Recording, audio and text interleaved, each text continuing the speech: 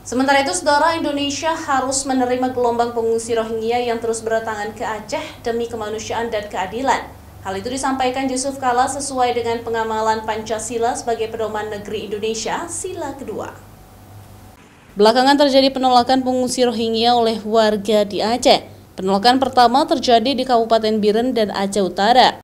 Warga tidak mengizinkan pengungsi Rohingya turun untuk ke darat, namun berbagai bantuan makanan disalurkan. Warga di Kabupaten Pidi juga ikut menolak gelombang pengungsi Rohingya, namun penolakan hanya tidak mengizinkan Rohingya ditampung di kampung mereka, sehingga pengungsi dibawa ke tempat penampungan sementara yang disediakan UNHCR dan IOM bersama pengungsi lain di Padang Tiji di Kabupaten Pidi. Tendensi aksi penolakan terhadap Rohingya terus bergulir hingga berlanjut di kota Sabang dan Lamreh Aceh Besar pada Sabtu pekan lalu. Akibatnya 135 pengungsi sempat terkatung-katung untuk mendapatkan tempat penampungan sementara.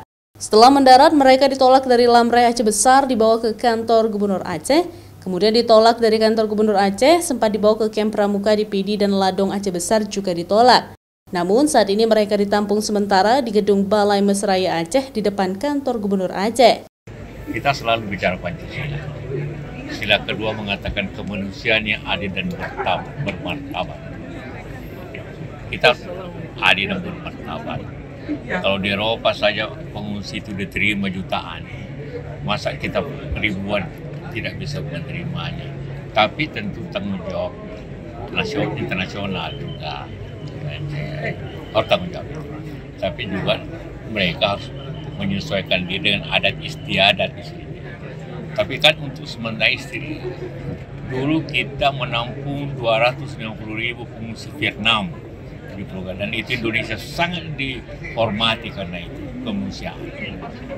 Mereka orang susah, namun tentu mereka dihormati, ada istiadat.